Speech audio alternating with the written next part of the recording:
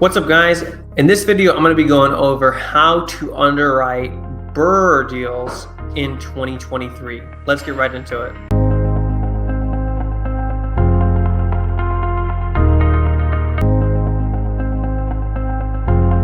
What's up, guys? I'm Dan Kohan, and please watch until the end of the video because we're going to be doing a special giveaway to folks that watch all the way to the end, guys. So if you do that for me, that'd be awesome. You're going to get a great prize.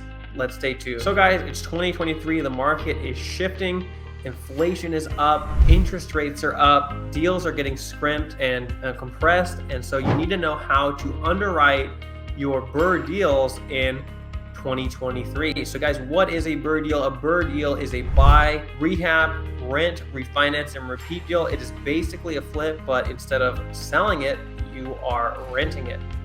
And so with that, guys, there's a couple distinctions and differences in the way that you underwrite a deal. And those are, and I'll get into the nuances of that, but let's go through the basics and what I do when underwriting a BRRRR deal. So we're doing BRRRR deals all the time. We have 5 rehab projects going on right now in various stages. So say that I'm very intimate with the process is pretty accurate. I've been investing for a couple years now, and last year we did a dozen of these.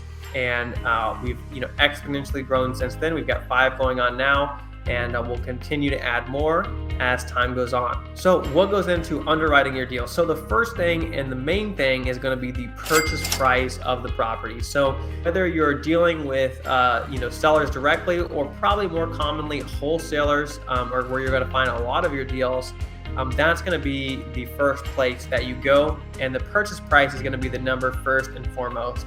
So the purchase price is really the big thing that you can control on the front end. And after that, we'll get into the other things that go into underwriting your deal. So the main factors with a BRRRR deal is going to be the purchase price, the cost of renovations, the cost of financing for the deal, and then on the back end, what you can refinance that property for and what it's going to rent for, most importantly. So guys, with a BRRRR, your most important number on the back end is not what you're going to be able to sell it for, although the value is important for your refinance. But right now, especially, the most important thing is going to be what you can rent it for. So figuring that out, there's a couple tools. Rentometer is a good one to get you a baseline. You can also use like HUD fair market rents are good. That's what they do Section 8 off of. But that's usually pretty accurate for most areas, what the fair market rents are. And then also just look on Zillow and places like that to see what a similar house of similar size and finish, because that's going to determine on the back end, if it's going to cash flow, right? So there's some tools for the rent. On the front end, you need to know how much to buy it for, and that will be determined by going in and figuring out what the renovations are cost, and then what the appraised value is going to be on the back end. So we use a term called ARV, which is after repair value. And that is basically just what a property's worth after it's fixed up in the condition you're going to get it to. So let's use an example. So we have a house that's worth, say, $100,000 all fixed up, to use some simple numbers, right? When I look at a deal, what I'm going to be looking for is I only want to be in that house at 70% of the after repair value. So that means that all of my purchase and rehab costs, I only want to be into it at $70,000 all in costs. And so I have a $30,000 margin of profit, and also to pay, financing costs and things like that. So the next variable there, now that I figured out, so you could figure out your ARV primarily through comps. So that will be, you need to partner with a local realtor or have some kind of MLS access and figure out, what similar properties are selling for nearby. So once you've got that figured out, we decided that the property's worth $100,000. That means that we need to be all into the property for $70,000 in order for it to be a good deal for us. So from there, I see a deal that I like. What I'm going to do is I'm going to walk the property. So I'm going to look at the pictures first, and I'm going to see, does this look like, usually from the pictures, you can get a general idea of what somebody's going to cost. If it's in a ballpark of what they're offering it for, if it's within, if it's something that I like and that it's within, maybe it's at the price that I want to buy it at, I'm going to jump on it very fast. But even if it's a little higher than what I want to pay, I'm still going to be interested in that deal, because guys, wholesalers and end buyers are negotiable. the price that they give is not necessarily the price that it will sell for. And so, sometimes you can negotiate. Now, I don't try to beat down wholesalers, especially, sellers are a different story. Usually I'm going to try to get the best price that I can. Wholesalers, I'm not trying to squeeze as much because, I want to work with them over and over again. I want them to keep bringing me deals, and they're only going to bring me deals if they're going to make money on these deals.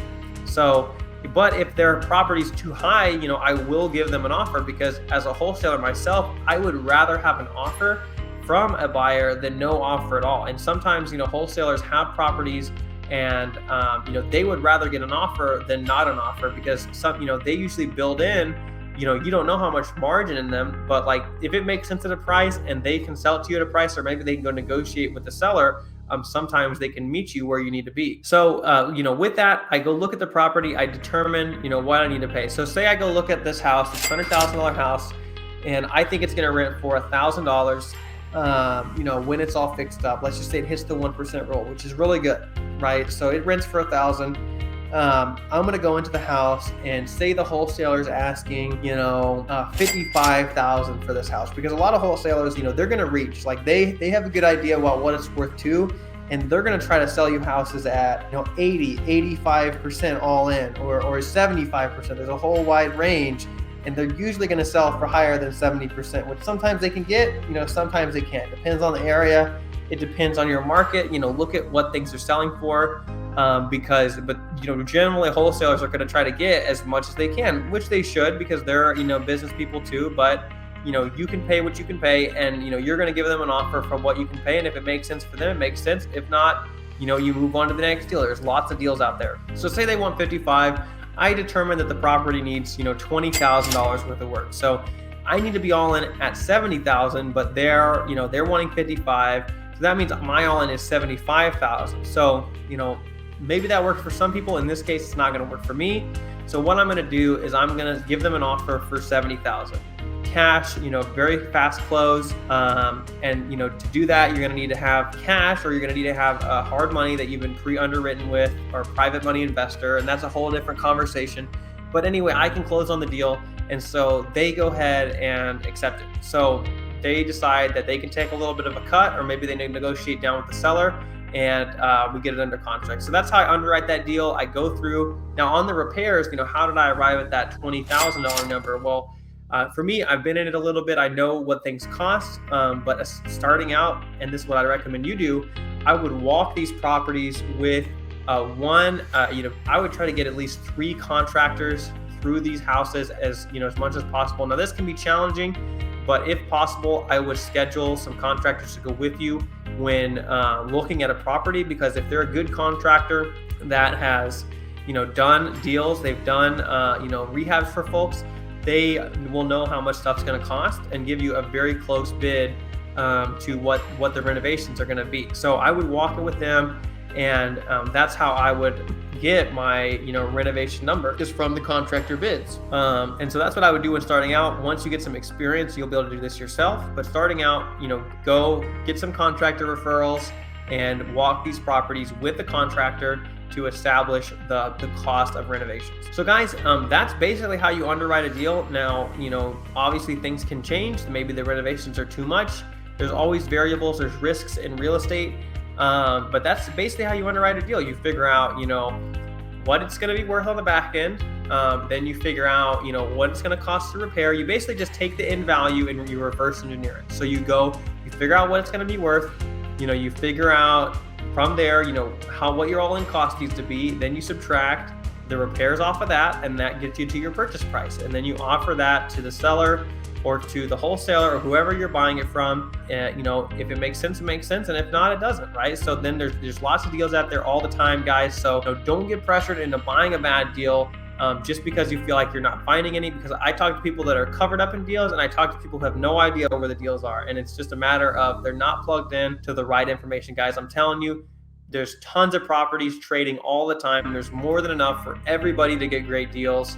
And you just got to keep looking until you find a fantastic deal. So guys, that's how I underwrite my deals. It's very common. There's lots of articles and other videos on this. If you like that, go ahead and drop a like and subscribe to the channel for more wholesaling and flipping content and real estate investing as well. And guys, we're going to be doing a giveaway. So like I said, thank you for watching all the way to the end.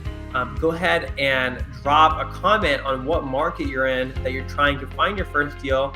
And I'm going to pick in the first 24 hours somebody to do a 24-hour consulting call, and I will run you through whatever you want in real estate. We can talk about how to get your first deal, how to underwrite in more detail, and more. I'm going to pick the first comment in the first 24 hours, one that I like, and guys, we'll go from there. So check out these other videos, guys. Like and subscribe to the channel, and with that, I will see you in the next chapter.